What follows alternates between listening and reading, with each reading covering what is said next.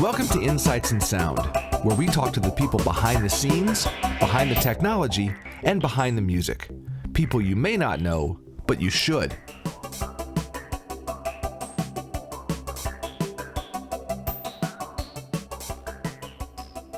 My guest is Karl Winkler. He is Vice President of Sales and Marketing at Lectrosonics. And we're going to come back to that. I want to know about what you do now, but I also want to know how you got there. Sure. Give me first just the 2-minute summation of what you do now.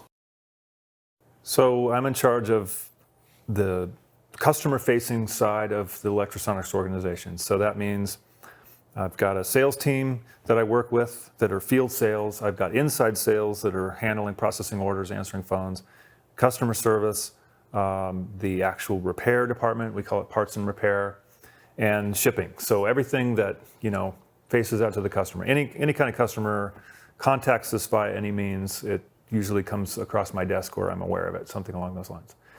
So, it's a lot of responsibility. Yeah. But, as a kind of former customer myself, I kind of get it.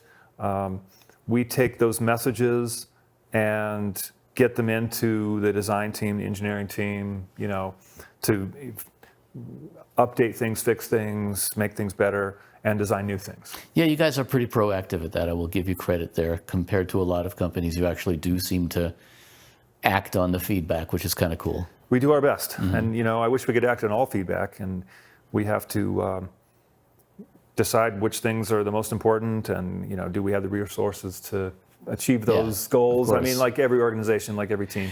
There's always, resource constraints.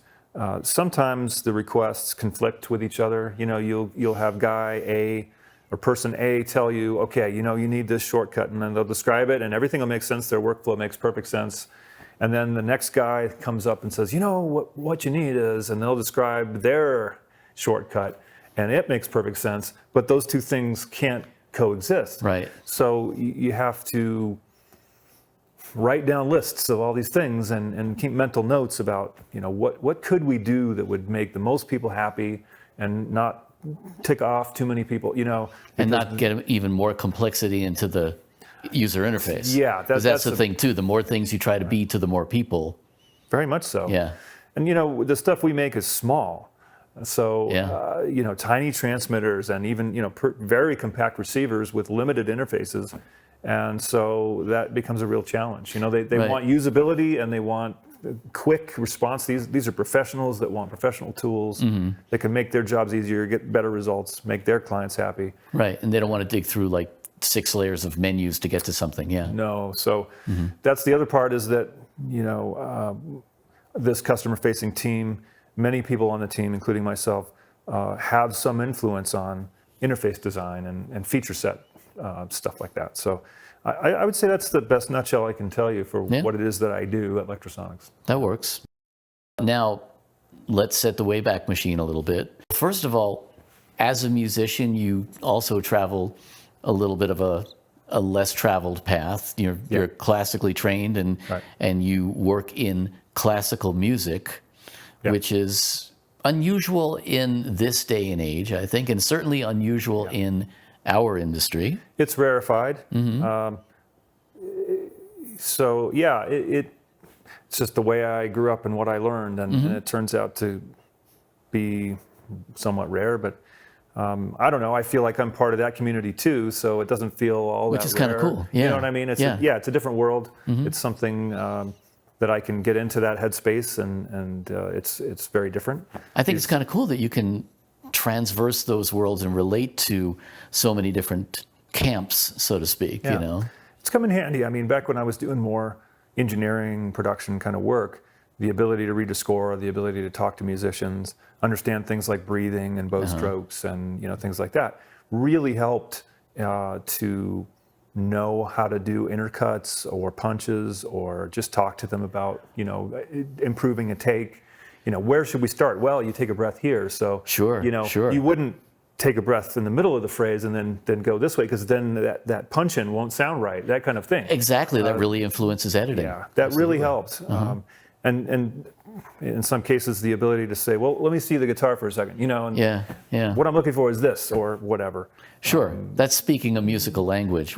So before we get too down that rabbit hole, let's back up a little bit. Your formal training as a younger person is classical music as well. Yeah, I got my degree in music performance on the viola, also played the violin, and picked up a little guitar along the way. But yeah, so, fine arts performance degree.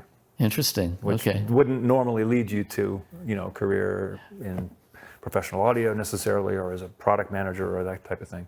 Right. But there's lots of folks in our industry, as you know, that are musicians of all types. Oh, absolutely. And, that's a conversation that I love to have, just the whole idea of the left brain, right brain stuff, because of course, music is such a mix of both. Yes. Learning technique and then at the same time being able to improvise. Right. Those are complete, left brain, right brain in tandem kind of things, And I'll admit I'm not much of an improviser, and most classical players don't learn. Most classical players aren't. Players aren't. Yeah, that's true. I learned more of it playing guitar and dinking around and that kind of thing.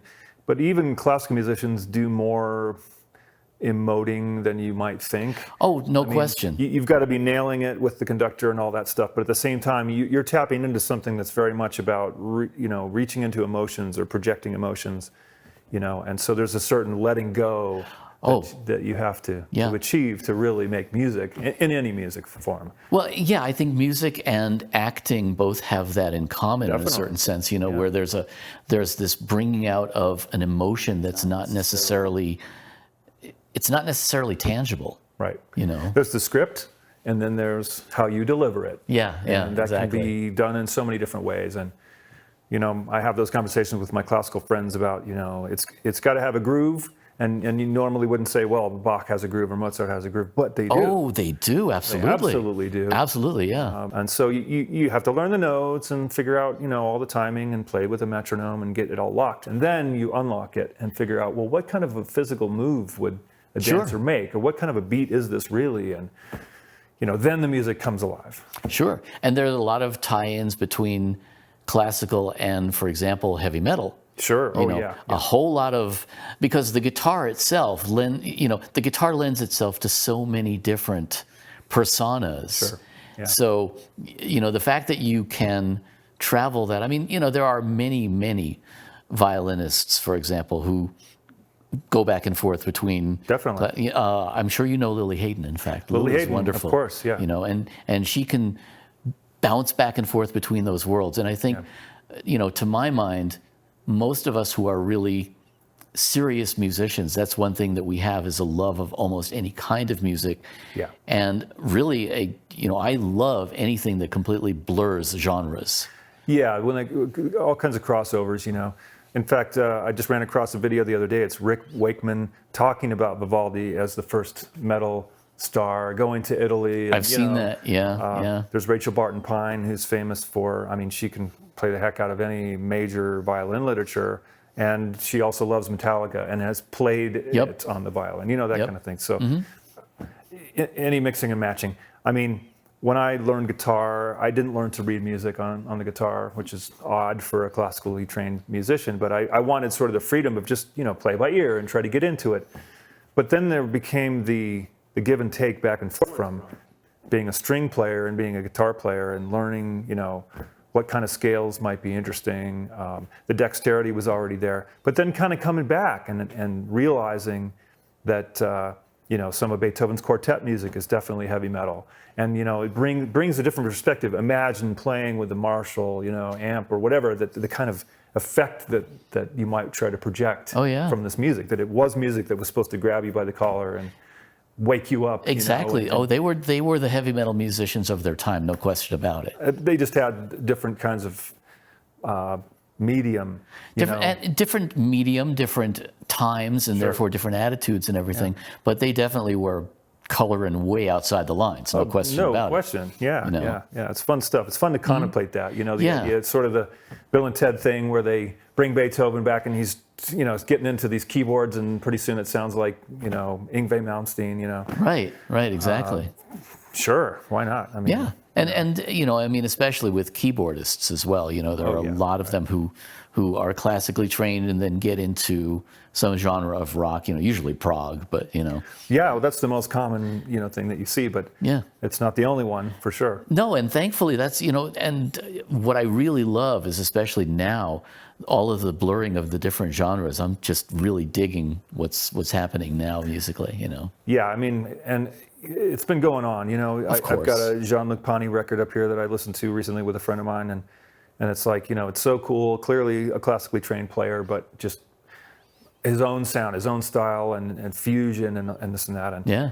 Stefan Grappelli before him. Oh, absolutely. And Django and those guys just inventing styles of music and just completely making it their own. And then, the blending of, like, for example, David Grisman with Stefan Grappelli, Absolutely, yeah. I love the idea of blending those camps like that, Totally, it's great stuff, I mean, I wish I could listen to music all the time, Got to make a living, got to play my own music, but listening is a super critical component in it, and absolutely. seeing things live, there's no real replacement for that, and we're heading back into the season of seeing things live after a good 15-month hiatus. Yeah, no kidding. No kidding, and thanks for that, yeah. But it's been wonderful to see people's creativity. I've really enjoyed it. People found all different kinds of ways to keep going, keep expressing, keep working together. It's not the same. I mean, having my friend come over and work on stuff is like, oh yeah, this is really it, where you're literally in the same room together playing music. I mean, there's no replacement for that. There really isn't. But at the same being time, there with an audience too. I mean, being there face to face. Oh, absolutely, and feeding off the energy and everything. But at the same time, I'm glad in many cases to finally have the opportunity to phone in your part. Right. Yeah. Literally. Yeah. No, that's been fun. I mean, it got me back into recording and doing video, and I really wasn't doing any of that for a very long time. It had run its course, kind of in my point of view, and moved on, but. I dusted things off and got some new stuff and dived in. Nice. And did some projects with a number of different people, and it was really great fun. Cool. And, but looking back to what I did, let's say April and May of last year versus what February of this Different year, world, it's like right? It's completely evolved and learned so much more about it and much better product. But that's how it is. Practice. You get better with practice. Absolutely. Yeah. So let's take a hairpin turn, because I want to know how you got here. Obviously, in addition to the classical training, there was technical training. Yeah. And I'm always interested in how those two converge, because all musicians have at least some degree of technical proficiency, even if it's just like learning to change the tubes in your amp. You know? Right. And at the same time, not all of us go into things like I went into recording engineering. Sure. You went into a lot of different technical fields. So tell me about the early exposure to that and how they merged for you. Yeah, well, honestly, it goes back almost all the way. I mean, I started playing music when I was 8 years old, and I started listening to records because my dad had a pretty cool record collection. And specific records stick out in my mind. For instance, Switched on Bach, okay? Walter Carlos, and on one of the covers of these, there's Bach standing there with a whole bank of synthesizers and, knobs and all this stuff in it. That really struck me like, then I listened to this music. I listened to records by Tomita, who is a Japanese electronic music person.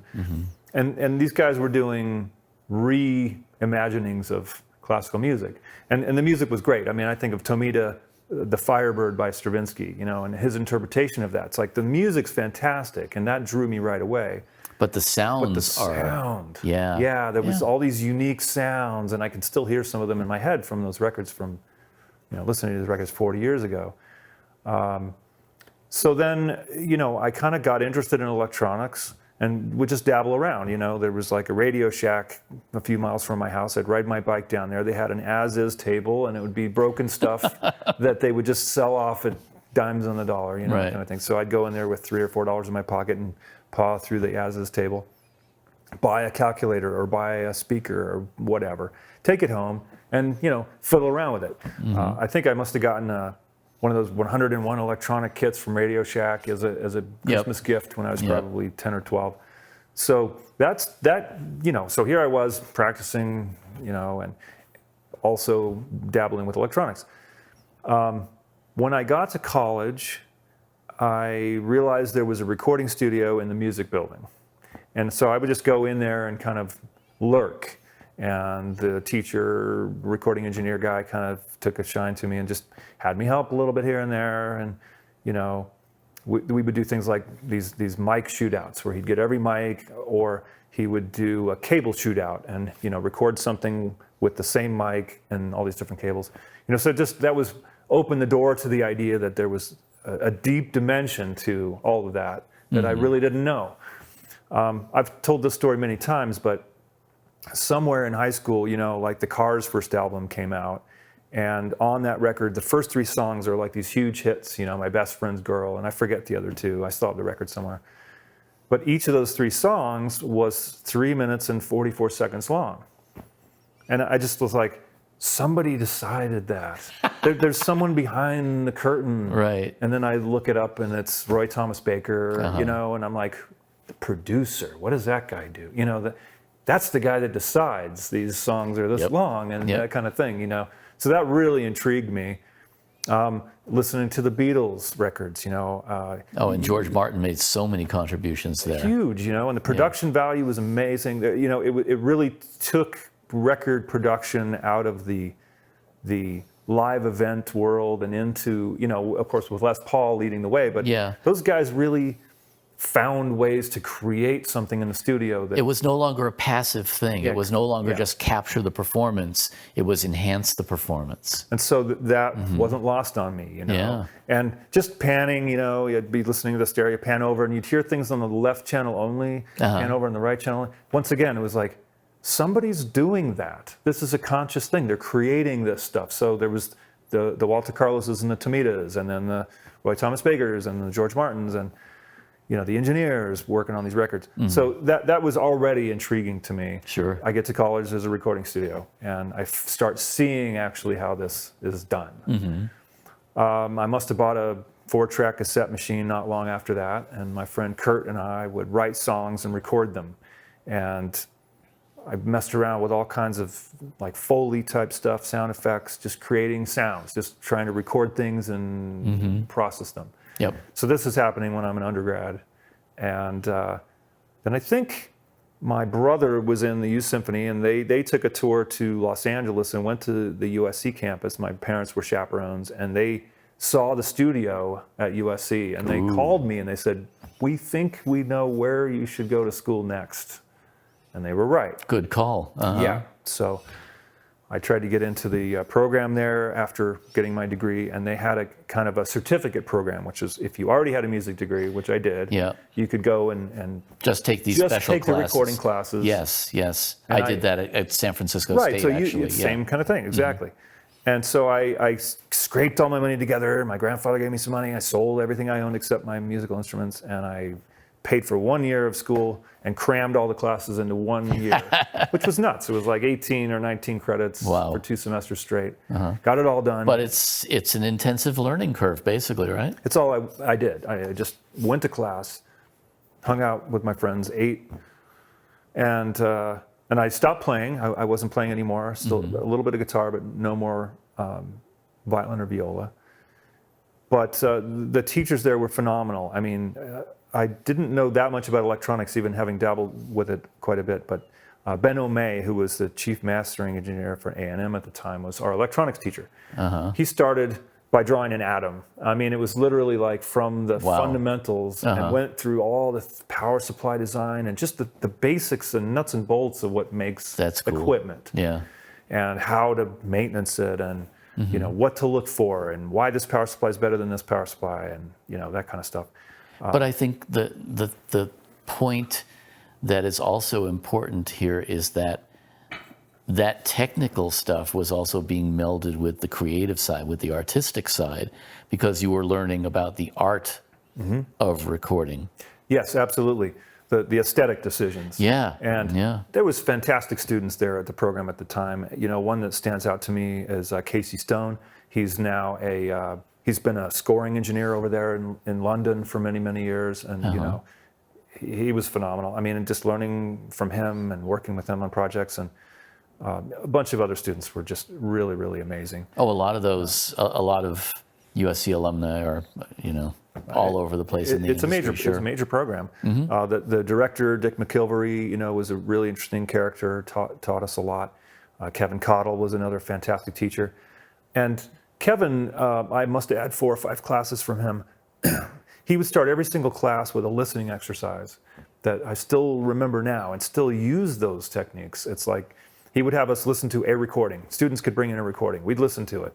We would write down a list of all the instruments that we heard, their relative levels, what kind of room that it was recorded in, if they were all in the same room or not, what kind of effects we heard, that kind of stuff. Every single class. So this is 3 or 4 or 5 times a week. You're That's listening pretty to deep. Being, that was huge. That's And pretty deep played analysis. Right into, not only the technical, but like you said, the artistic choices. Why did they do this? Right. Why is the vocal so out front or not out front enough? Or the kick drum seems to be muffled, or this, you would start making these log things away, like, wow, I like that sound. Yeah. I want to try to recreate that on my next project. Exactly. Or I remember a lot of times in a session where we would print what we thought would be the mix, and then we'd print, okay, with vocal 2 dB up and 2 dB down. Right, sure, because those little relative decisions do make the difference in what you deem the final product, Absolutely.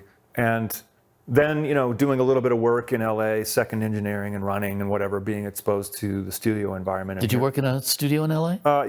Just dabbled in it, honestly, because they were not paying typically. It was like Skip Saylor, I got hired as a runner there and did a little bit of work there. And that was for some amount of money, I forget. But most of the places I tried were like, well, you could intern, and if we like you after 6 weeks, we'll pay you $5 an hour, that kind of thing.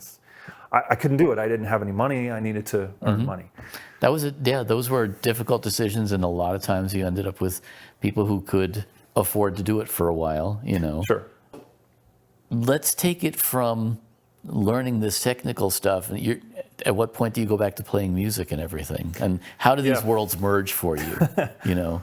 Well, all the while, of course, I was listening to music, and I felt like the musician in me continued to evolve.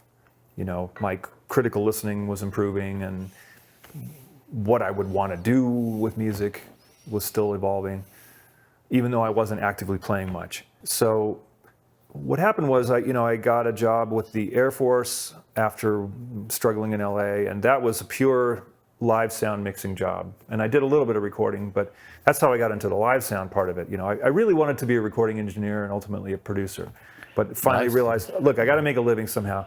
But some of the idols, I remember reading their stories, in the trade magazines at the time, and they talked about doing some live sound mixing and how it's a different world, though. It's a different world, but it taught them how to pull together a mix really fast. Sure. Because you just, the curtain opens, boom, the band starts, and you it's get like, one whoa, shot. That's it. And within, let's say, the first quarter or third of that song, you better have a mix together. Yeah. And so that, you made a lot of pre-decisions and then speed up the process. So I went out with the big band jazz group, the Airmen of Note, and toured with them for 4 years doing front of house challenge. Sound. Yeah. Sound for a big band? Sound for a big band, which frankly is real easy to mess up. That's an art form, though. It's an art form. Yeah. I have deep respect for, when I hear the really great big band recordings and see a really great live performance, it always, I'm in awe of it because I know how hard it is. A big band itself is like a rocket engine. I mean, it's got this enormous amount of power. A really good big band knows how to swing, and by swing, I mean, the kick drum, that impact pushes the wind player's diaphragm. There's this amazing amount of power that comes out of there. And then you've got to have the right combination of dynamics, Yes. And that's also not easy because you have brass that can overpower everybody. Yes. And if you close mic stuff too much and do a lot of the kind of studio techniques or whatever, it's easy to lose that dynamic because you're just not hearing the big breathing engine organism that is a big band. So that brought me into the world of jazz and the different kinds of harmonies that you hear and the different kind of feel that it has. And different instruments. Different instruments, definitely not different strings. Characters, yeah. but I think I still brought a musician's approach to it, how I listened. You know, one of the things that occurred to me somewhere along the way, having learned a little bit of music theory in music school, was, you know, chords have inversions, right? You've got your root and your third, fifth, seventh, whatever. And if it's inverted, that's a different sound. That's a different potential harmony that's going to happen. So if your mix isn't balanced right, you could create an inversion without realizing it. Like, you know, that's something, even though, let's say, emphasizing different notes. Emphasizing the wrong note. Emphasizing the fifth instead of the root in this particular, or something along those lines. So I was always really careful about, you know, listening acoustically, as you should always do, but just the idea that this music can't just be sliced and diced. You've got to project what they're trying to do, and what those arrangers spend a lot of time working out all that stuff and all those harmonies. Don't mess that up. Have that be what comes out, you know. Well, what you're saying here that I think is really interesting is basically that you learned to apply a very organic approach through doing these different types of music, and through doing it live as well as in a studio setting. Sure. And I think especially live, because, I mean, ultimately, in the perfect world, a studio recording is a live recording, right? Ideally. Under more controlled circumstances, clearly, you know, and with a lot more toys. But it's still, you know, the ultimate goal is to capture something that sounds like a cohesive performance, whether or not it's recorded in pieces. Ultimately, that's what it wants to be. Well, if that's what you want. And I mean, of course, that's what the producer decides. They decide, we're going to create a new sonic world that never existed before. Or we're going to make it sound organic like it's a live performance. I mean, but even that's if a choice you make. Yeah, but even if it's a new sonic world that hasn't been heard before, the ultimate goal is for it to be a cohesive piece. Sure, when it comes out of the listener's loudspeakers or headphones or whatever, that there's a natural element to it, that there's a blend there. A musical event. It's something that, exactly, that's believable in that context that they've created. Okay, so we're going down rabbit holes here, but I'm trying to keep us focused, but I'm as bad as you are about this, because I love talking about music. The technical and how it began to meld, we're starting to get there. When do you enter the pro audio industry? That was when I realized that the live sound touring business wasn't for me long term. I started thinking about, what do I do next, you know. That's a grueling business, and especially if you don't want to travel a lot, for example. It's tough. I mean, I have an enormous admiration for guitar techs and the road crew, any systems road engineer, front of house, all these guys. I mean, I really do, because I have a sense of what that's like, and you know, it's very, very tough. It is. They're it's really very challenging life. Do, you know? Absolutely. And you know, I know we both have personal friendships and a lot of admiration for some of these front of house guys who go, and monitor guys, everybody in the crew who goes out and does this kind of work, because it's very, very challenging work. It is indeed. And, you know, I explored the idea of going to work, you know, in a union shop, and I had a couple of offers. You know, when you get out, call me, that kind of thing. And I really thought about it. But then it kind of got back to, I've always had a attraction to the gear. You know, we've talked about being photographers and that kind of thing. And even the music equipment, like you said, you know, you can't be a musician and, let's say, a guitar player as an example, without getting into something into the gear. The tubes, or your pedal board, or, you know, and that naturally leads you into... You got to be a geek to a certain extent. To a certain extent, you know. Guitar players are among the tweakiest, because they've got an instrument to deal with, the pickups, the preamp, the tubes. Guitar players and keyboardists. You know, keyboards, they're in a similar vein, exactly. And I played guitar, so I think what happened though was I realized that, as I say, I had a predilection to the gear, and then I began to think about, well, where do I look? If I wanted to go into audio, where would I look? And I started mentally thinking forward in the future. And I remember the thing about, you know, in the early 90s when the ADAT machine came along and kind of really ate tape machines alive, and then digital audio recording, the DAW as they called it then, digital audio workstations. And so I thought, well, you know, on either end of the chain is a transducer. Okay, you got a microphone and you got a speaker. without those things, nothing can happen. Yeah, that's not going to change. So I want to either work in the microphone or the speaker part. And who are the best? You know? And at that time I thought, it's either, you know, Neumann or it's Sennheiser, you know, that kind of thing, DPA, or back then it was B&K, Meyer Sound, you know, I had seen their stuff and was very impressed by it, you know, having used it live on the road and seen their studio speakers. So I thought, that's where I want to go, the transducer business. By chance, I met a gentleman who worked at Sennheiser, and he was known as a kind of a guru on the Neumann side. He was named Jürgen Wahl. Sure. And he came to DC when I was still in the Air Force. He gave a class at the Voice of America, okay, and I got invited to go. So I went and met him and was intrigued, you know. Along the way, I had met some other folks there. I had met Jeff Alexander or corresponded with him. I had met Joe Cidelli. And I thought, you know, here's the third guy from this organization who I admire the equipment. It's marquee stuff, German-made mics. What's better than that, you know? And I like these people. So I started leaning in that direction. And I got a hold of them when I had a few months left to go in the Air Force. And they told me about an opening they had, which was for an infrared product manager. Infrared stuff was like, you know, used in courtrooms and for translation stuff and simultaneous translation, stuff like that. I thought, well, I don't know anything about that, but I know it's a great organization. Let me check it out. I can learn, right? Yeah, I'll learn. Just, you know, get me in the door here and see what I can do. So I interviewed for that job, but they needed to fill it right away. So Joe Cidelli called me. I'll never forget this. Could still kill him. He says, well, I have some bad news. We need someone right away, and you still have X number of months left in the military, so we can't offer you that job.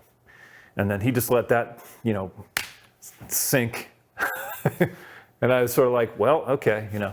And he goes, but our Neumann microphone product manager, Jeff Alexander, has left for greener pastures, and that job is open. Would you be interested in that job? So that was going from a job that I could have figured out, I guess, and was, you know, a job, to, you know, the Rolls-Royce job. Here's one we made for you. Yeah, it was like made for me. Yeah. And so I, of course, accepted and walked in the door a few months later, and really didn't know anything about product management or, you know, how a company like that works or anything like that. Or how a product is developed. No, none of that really. That's the stuff that's kind of difficult to learn, you know. It is. It's a process. Yes, it's a process. It's a complex process. There's a lot to it. The business was all new to me. I mean, I had done sales, working retail. I was telling you earlier at lunch about working for music stores in Tucson and things like that. But this was a different world. I mean, this was a distributor for a major brand of pro audio equipment, one of the top names. But they had wonderful people there. I mean, I learned so much from Joe, and there was the vice president of operations there. Inge Hirt was this tough German lady. She taught me a lot.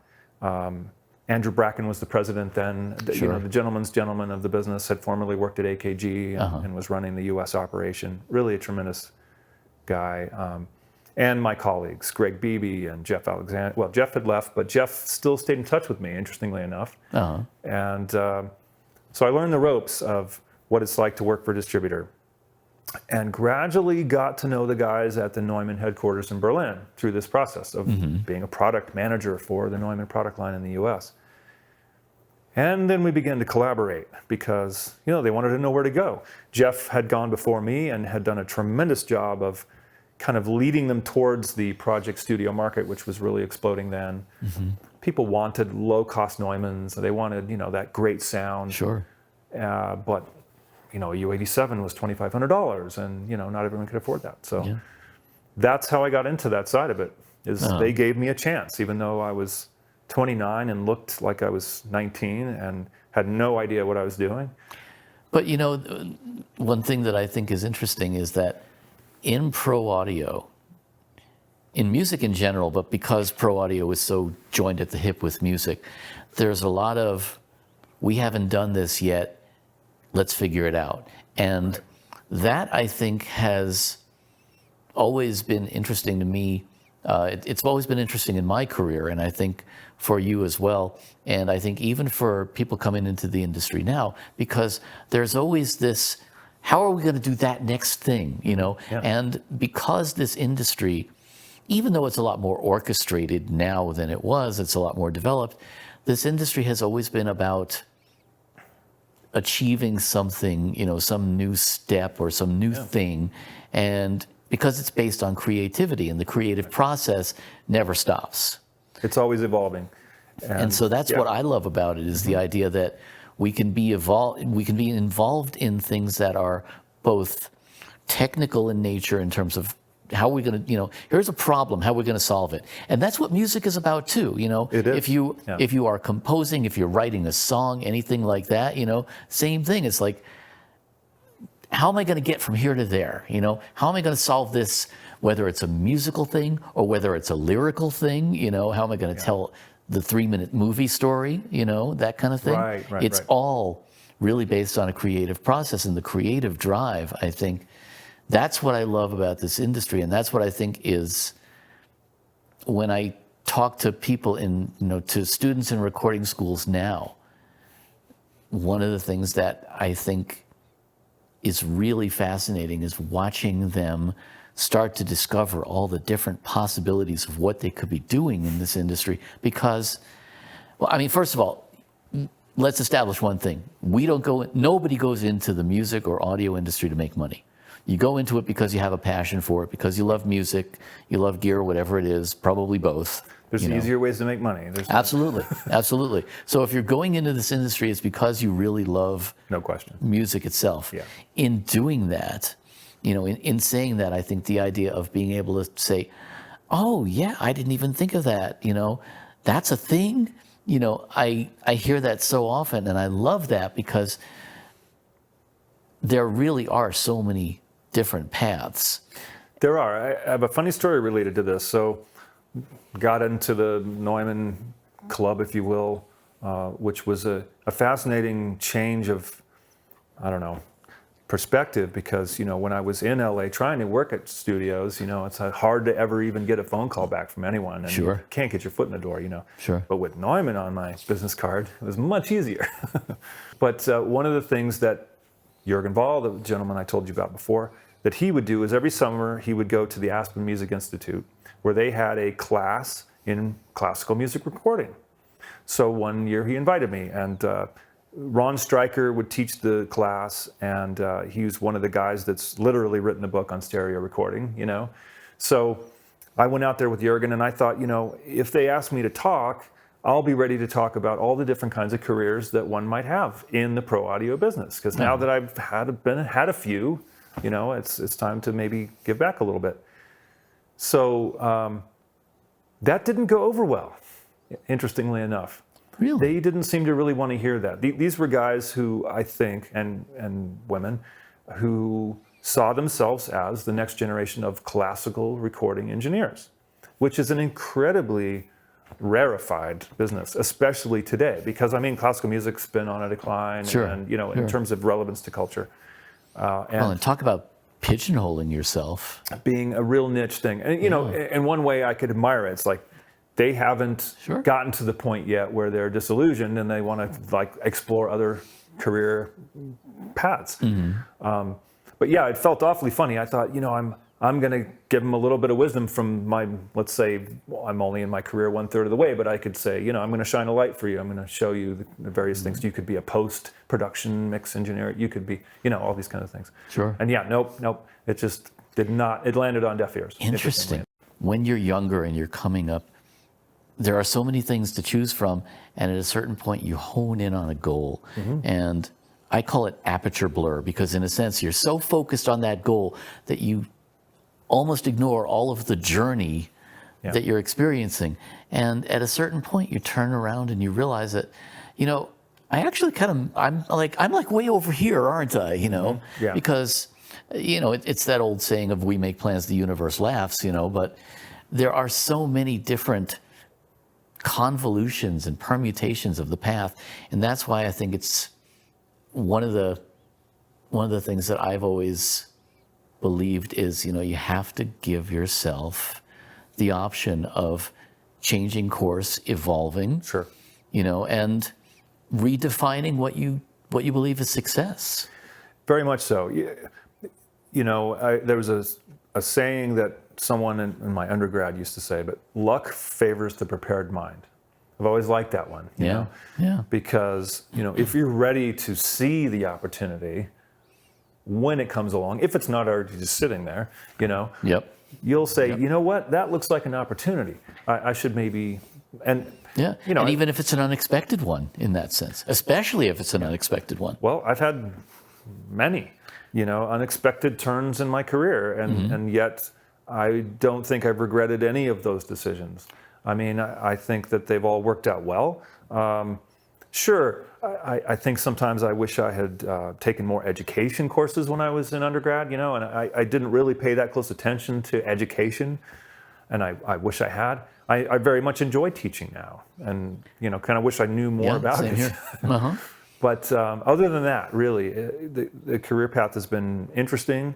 I've never done just one thing for very long, But I think that's a mark of a lot of people in our industry too. I think it is. I was going to say, you could almost say that no two people have had the same career path. That if you describe, okay, what's your job description? Well, that person, if they're risen to a certain level in the business, they're the only ones that do that combination of things. It's true. I mean, we have a small enough industry. Yeah. There's not a lot of duplicates, and it's fascinating to learn how people have made it work, in this business. Yeah, it really is. And I think for a lot of us, it's been far from what we might have expected. I certainly didn't. It's not what I was thinking would happen in my career as I was getting started. Yeah. But I'm grateful for it. I mean, the opportunities have been many and generous, and just, like I say, people gave me a chance when they didn't really have to, Well, and that's another thing that I think is really important to mention here is the idea of, now we call it networking. Mm-hmm. There were always other names for it, but basically this is not just this business, but especially I think this business is really built on relationships, and it's built on... Yeah. And not just in terms of I can use this person to help me get there, right, but more just you meet people in this business that you just like, mm-hmm. And I'm grateful to say that so many of my relationships have become friendships because that is the kind of thing that really bonds us together in this industry. It really is. We have the shared passion for the music and the art form itself, and I believe designing products is also an art form. I think, oh, yeah.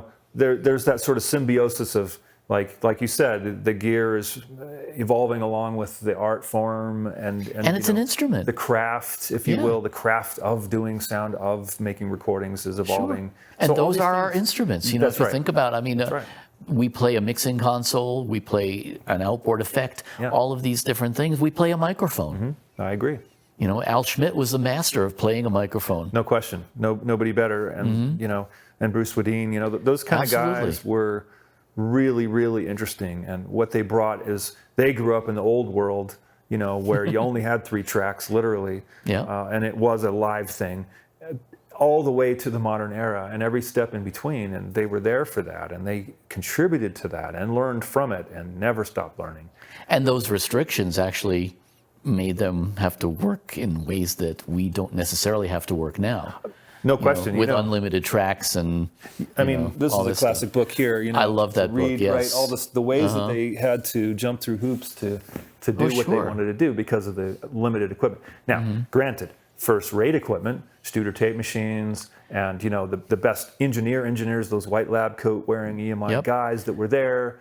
But they learned how to break the rules, and I think that is what really sets it apart. And it sets it apart. That's what I was talking about earlier with this industry. We're always breaking those rules, and we're always just, in certain ways, focused on solving a problem, or finding a new way to get somewhere. Yeah, musicians will speak in a certain language, like, I'm looking for more crispness, or I'm looking for it to be yellow, or I don't understand why it does this. And I tell a story all the time about a guitar player who asked me to make his guitar sound more brown. Right. Yeah. It's a language, and I think part of what's really what I think is a critical skill and I don't know that it's necessarily learned as much as it is absorbed, is to have a very, very wide vocabulary, both verbal and musical. Sure. Yeah. You know, because that communication is really what the whole art form is about. It is. It is. And yeah, just knowing how to translate between different parties, different involved parties. You know, you got your electronics design engineers, and they've got to narrowly focus on their world to be as good at that as they need to be. And yet, people are giving them input that's very non-engineering language, you know, and yet, you know, so here it is, what do you think? And then they've got to go, you know. And then there's got to be somebody who says, okay, so how am I going to design the interface for that, right, so that it is the most intuitive for that musician or live sound mixer or whomever is using this piece of gear. And all of that is really, it's a language. And then there's the guys, and I think of Scoville in this way. You know, he's done this so long, and he's got a great way of communicating in a very down-to-earth fashion about what is basically a space shuttle. I mean, you know, here's a modern mixing console, and, you know, the interface is designed, you know, a certain way. Every mixing console is different, and he's super good at teaching, you know, the users. Here's how it works. How you do this in a way that they go, okay, and then they adopt it as their own.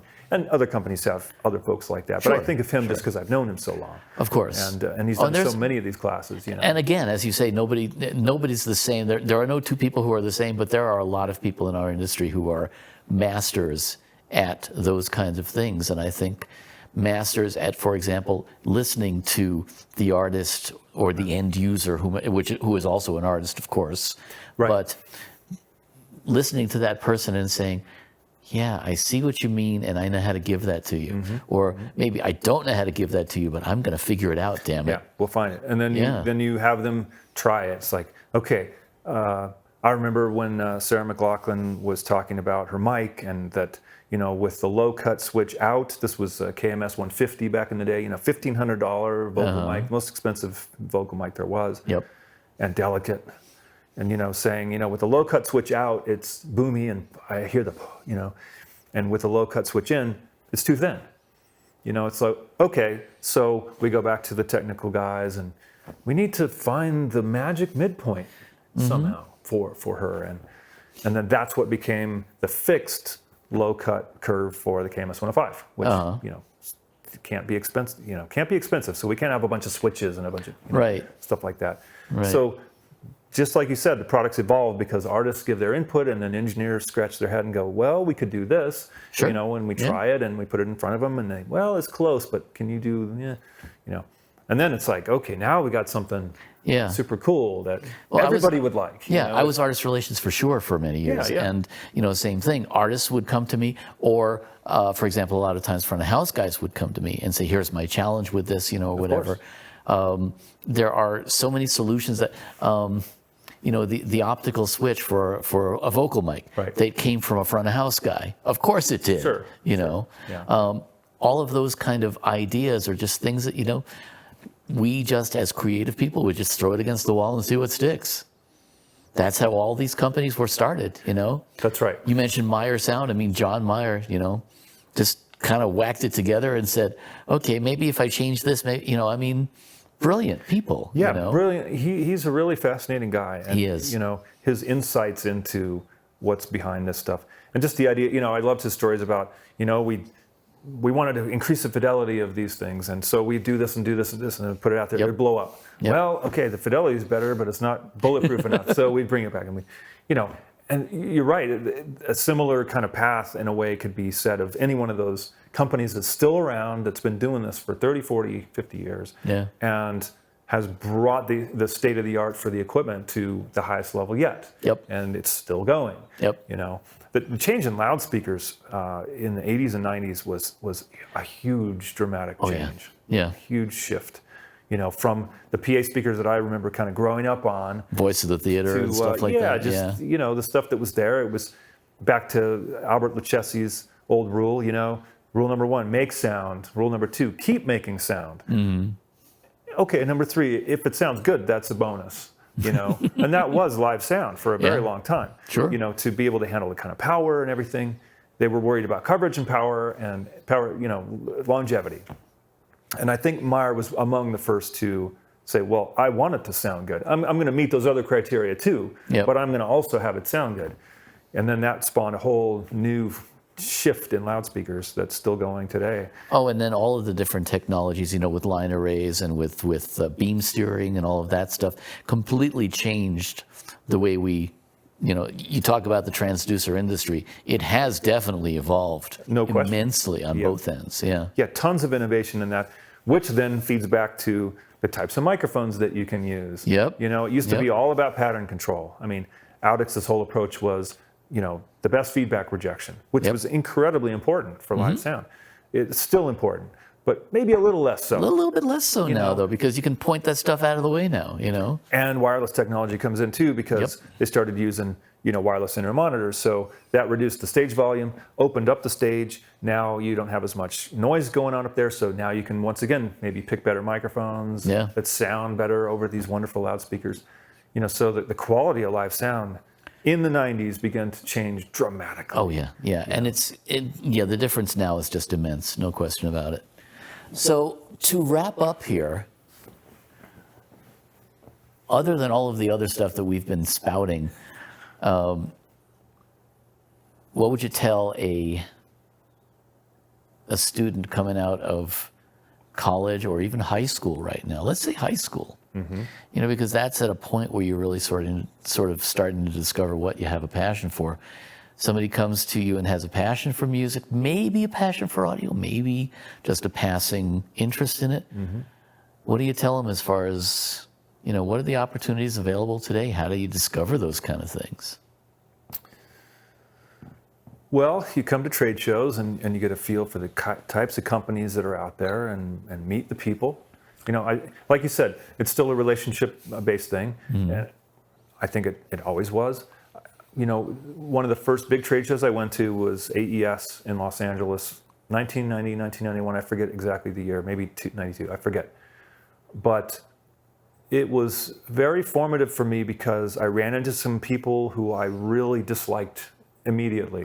I mean, and part of that was because I was young and didn't really know very much, and was brushed off, okay? So here I am today saying, I've been in this business all this time. I wasn't gonna go away. I have a passion for this, and I did then.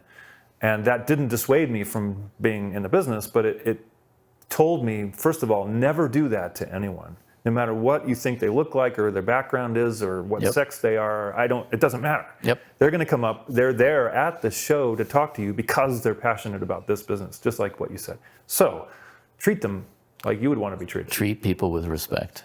Absolutely. Thank you. So go to the shows, go to the seminars, and just expose yourself to as much of this stuff as you can, and things will emerge to you. Things will make themselves known. You'll start saying, I'm really interested in consoles, or something about that is interesting to me, or I really like the idea of post-production where I'm sort of huddled in a room in the dark for days, mixing a film and creating this piece of art. So expose yourself to all those things and the people, and take the classes. Don't be afraid to, intern and work hard.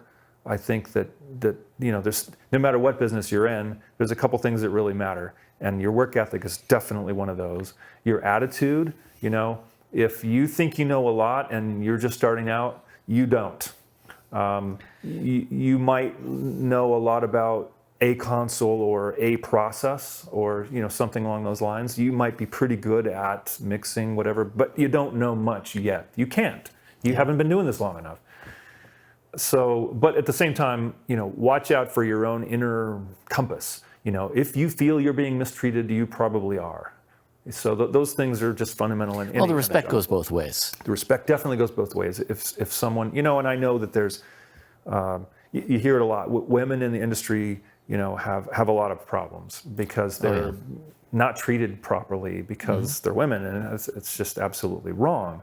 Everyone should be judged on their willingness to work and their attitude and their willingness to learn. Those things. Work, learn, and attitude really are important. Next, though, I would say is learn your fundamentals in whatever business that you're in. In this business, the fundamentals really are electronics and acoustic theory. Okay, and if you get into wireless, sure, you need to learn that too. But the reason I'm saying that specifically is that, pseudoscience is a real problem in society. In society in general, yes, and definitely within our industry. Right. There's a lot of vaporware. There's a lot of... There's a lot of smoke and mirrors. Yep.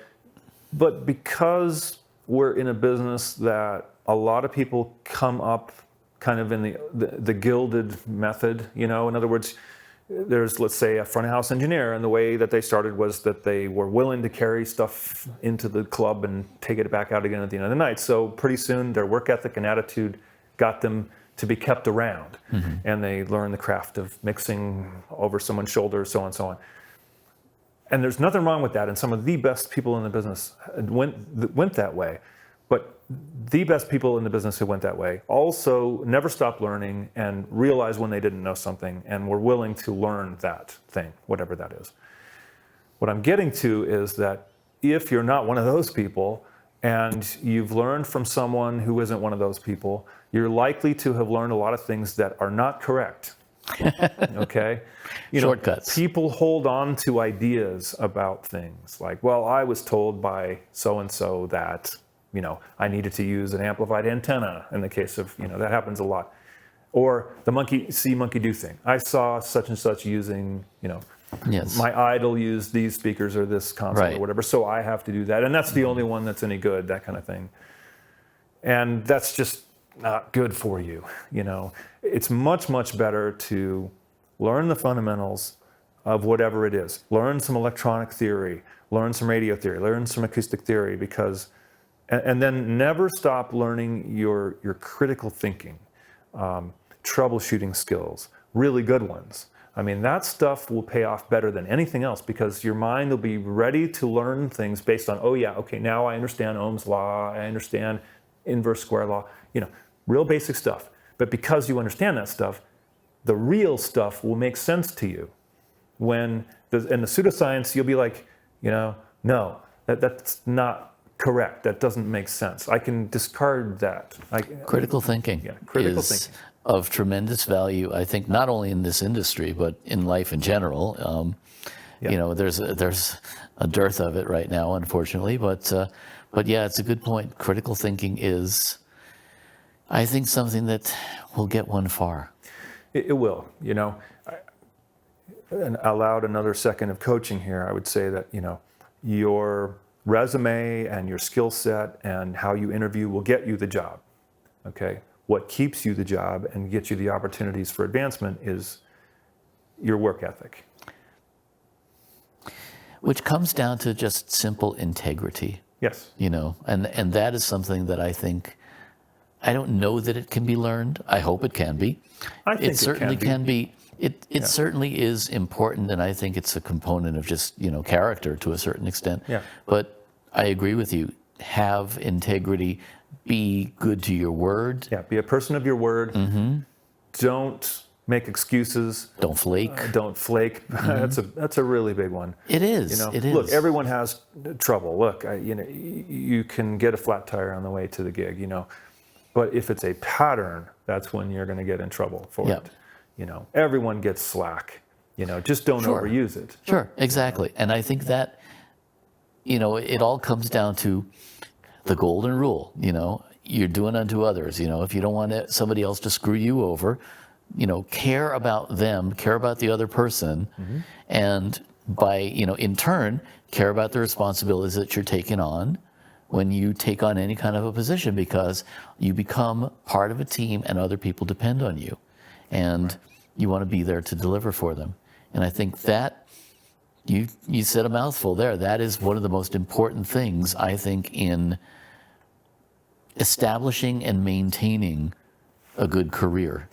I think it is. And again, almost doesn't matter what you're doing. Yeah, exactly. These are the nuts and bolts, for anything. But yeah. Just one last thing, if I may. If you're a musician, practice with a metronome.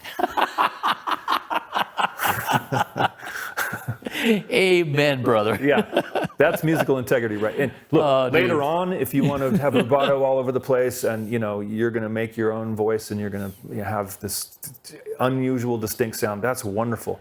But if you can't play together with other musicians, that's not, it's not going to work. Thank you. Right? I mean, again, doesn't matter what instrument you play, flute, That's bass, right. drums. That's right. Just learn, and it's part of learning your own inner yes. rhythm, inner drum machine, or whatever you want to call it. It's true, man. Just, have a sense of rhythm, please. Yes. So important. Doesn't matter what music you're playing. I've been listening to these lovely, like Baroque music ensembles. They play with the gut strings and the lower tuning standard and all this kind of stuff. But man, do they rock hard. Because it's like their sense of rhythm is so crisp and just like, it's just exciting. It just, Nice. Karl Winkler, thank you for being my guest. Thanks for doing this. Yeah, this has been fun. Hey, I'm Daniel Keller. Don't forget to hit the subscribe button and join us each week for Insights in Sound.